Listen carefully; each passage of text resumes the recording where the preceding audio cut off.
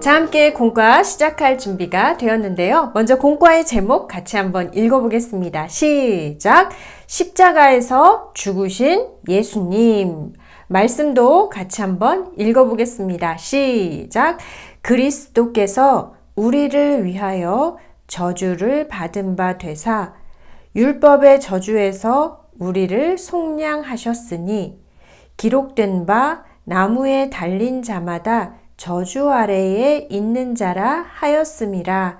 갈라디아서 3장 13절 말씀. 아멘. 오늘은 아무 죄가 없는 예수님께서 우리를 위하여 십자가에서 죽으신 사건에 대해서 말씀을 나누었습니다. 예수님으로 인해 구원받은 우리 어떻게 살아야 할지 다시 한번 결단하는 시간이었는데요. 먼저 말씀 그림을 오리고 또 공과지에 순서대로 붙여가며 주신 말씀 다시 한번 새겨보도록 하겠습니다. 먼저 말씀 그림 오려보겠습니다.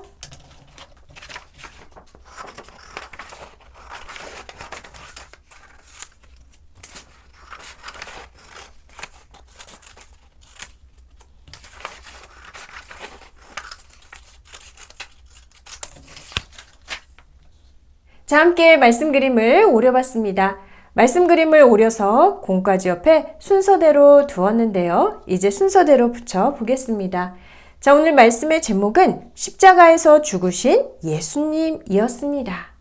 예수님께서 나를 구원하시기 위해 이 땅에 오셔서 어디까지 낮아지셨는지를 오늘 말씀을 통해 들었습니다. 어디까지 낮아지셨나요? 아무 죄가 없으신 예수님께서 십자가를 지시고 십자가에서 나의 죄 때문에 대신 죽으셨습니다. 붙여보겠습니다.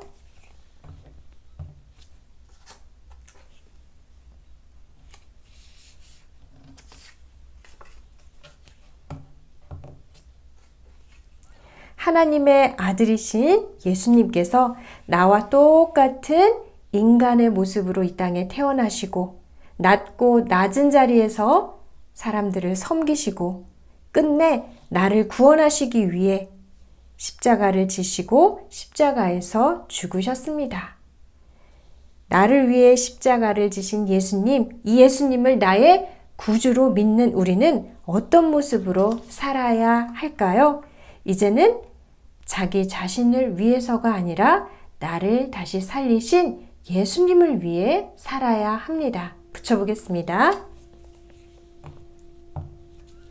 더 이상 죄 가운데 살지 않고 하나님을 위해, 하나님 영광 위해, 하나님의 기쁨을 위해 살아야 합니다. 자, 오늘 말씀 함께 보았는데요. 다시 한번 말씀 정리해 보겠습니다. 오늘 말씀의 제목은 십자가에 죽으신 예수님이었습니다. 예수님은 나와 같은 죄인을 구원하기 위해 이 땅에 나와 똑같은 사람의 모습으로 태어나시고 똑같은 사람의 삶을 사셨죠. 이 땅에서 하나님의 뜻에 순종하셨을 뿐만 아니라 나를 살리기 위해 어떤 일까지, 어떻게까지 낮아지셨나요? 십자가에 죽기까지 낮아지셨습니다. 이런 예수님의 십자가의 죽으심을 통해 구원받은 우리는 이제 어떻게 살아야 할까요? 나를 위해서가 아니라 누구를 위해서? 예수님을 위해서 살아야 합니다. 주님을 위해서 살아야 합니다. 주님이 기뻐하시는 것이 무엇인지를 말하고 행동하며 삶으로 따라가야 합니다. 한 주간도 오늘 주신 말씀 기억하며 예수님처럼 그 길을 따라 걸어가는 귀한 하나님의 자녀 되는 모두 되시기를 간절히 소원합니다.